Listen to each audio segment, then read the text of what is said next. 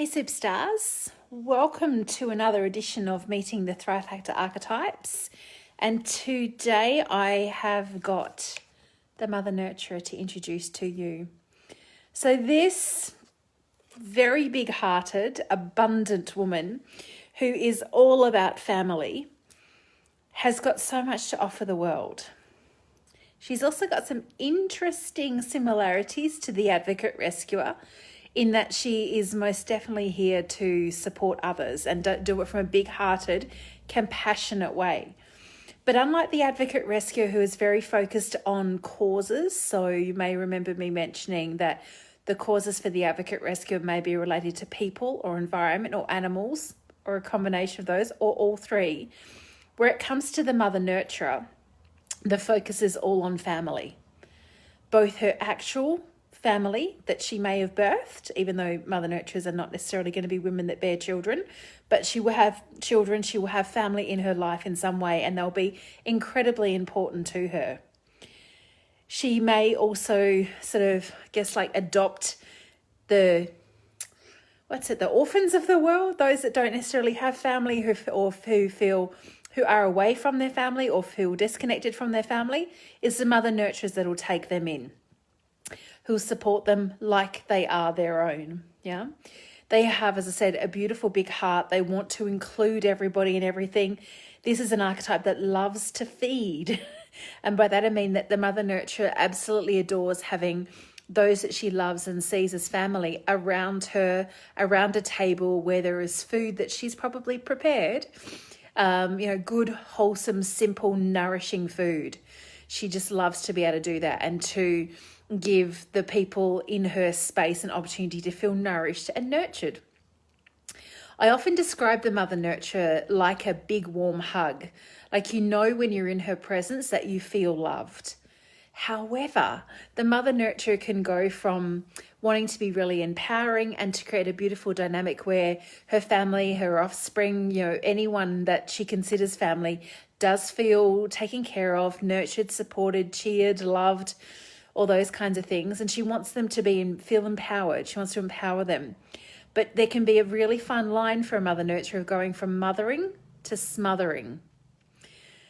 And I think if you've ever had a Mother Nurturer in your life, which I've got a few of them, you will know this very, very, very well. It comes from such a beautiful, genuine place. But depending on what your organ archetypes are, and I've got of my 4, 3 of them are incredibly independent.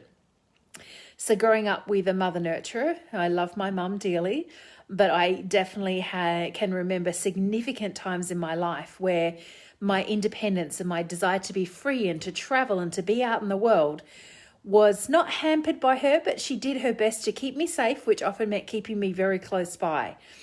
Didn't always end well. Let's just say that. And I did feel like the hug, the love, the need to be aware of what I was doing and what my brothers were doing, be in our lives all the time, was very overwhelming a lot of the time and very smothering. And I've often said like Mother Nurturers as being like a big warm hug in the world.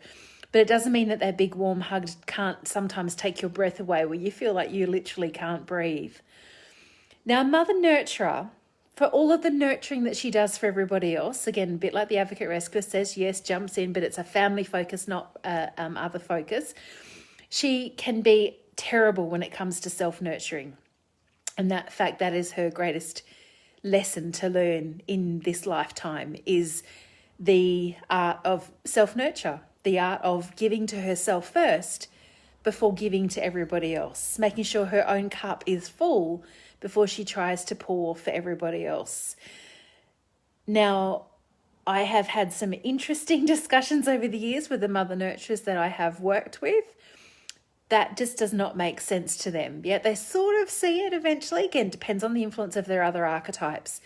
But they're so used to giving to family first and literally dropping everything, which doesn't always end well from a business dynamic if they are a woman in business.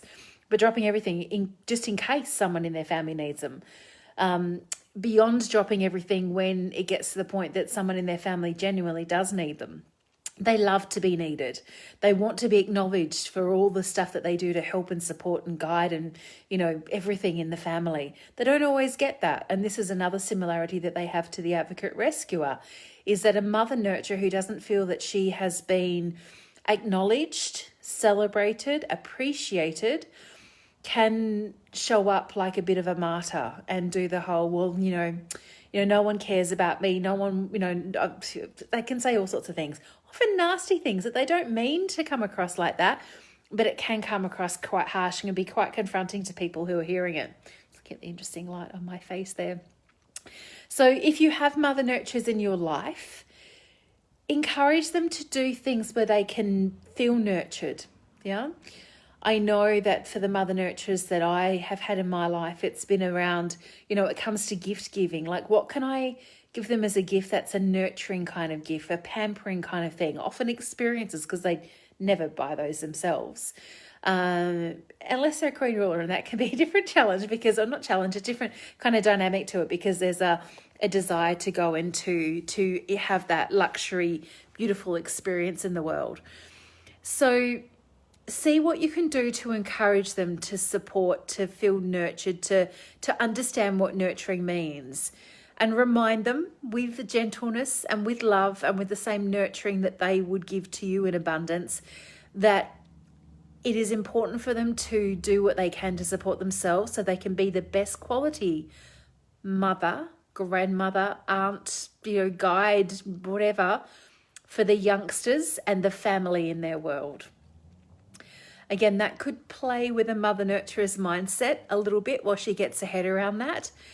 But when she does get her head around it, she really does step into that space of being the most incredible, abundant woman that you could ever have in your world.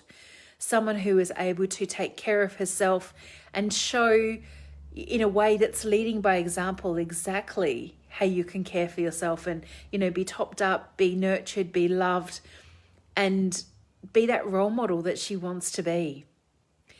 So from a business perspective, I may have mentioned this at different times, and some of you may have heard me say this. Mother nurturers, I don't see many of them in business.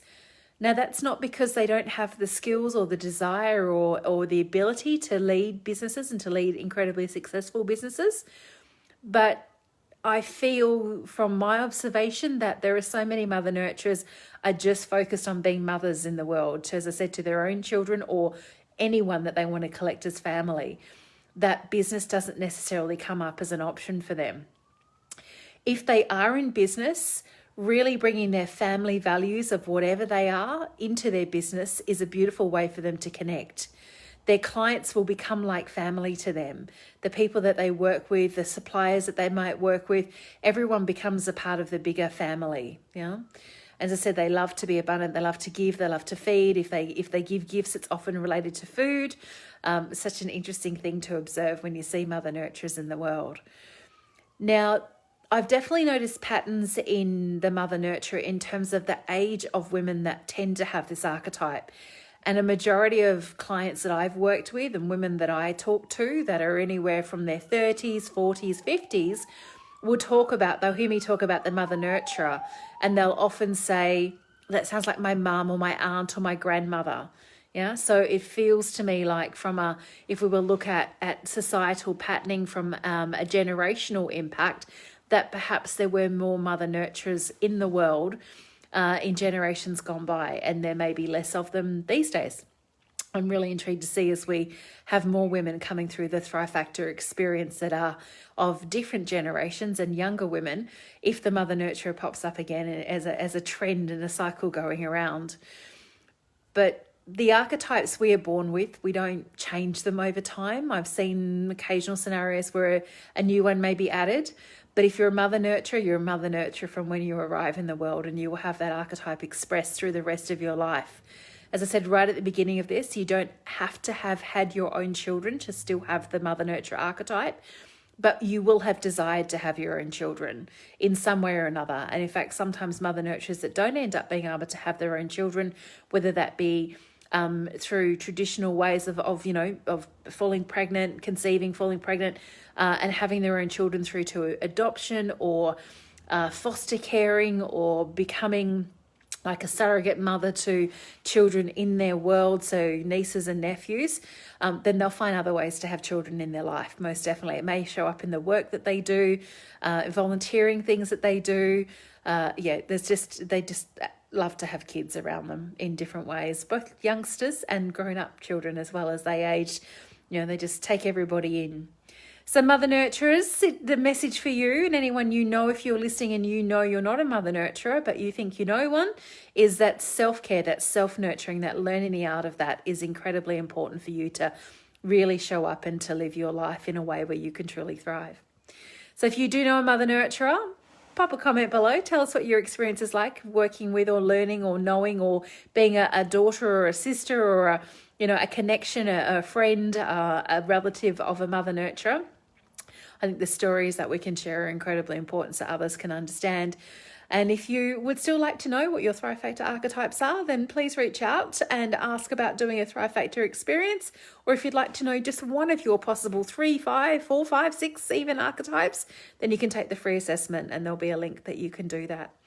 So there you go. That's the Mother Nurturer. Lots of love to those Mother Nurturers. They need to be reminded, as I said, that self-nurturing is such an important way for them to be the best possible mother and role model and guide and cheerer and nurturer for others in the world.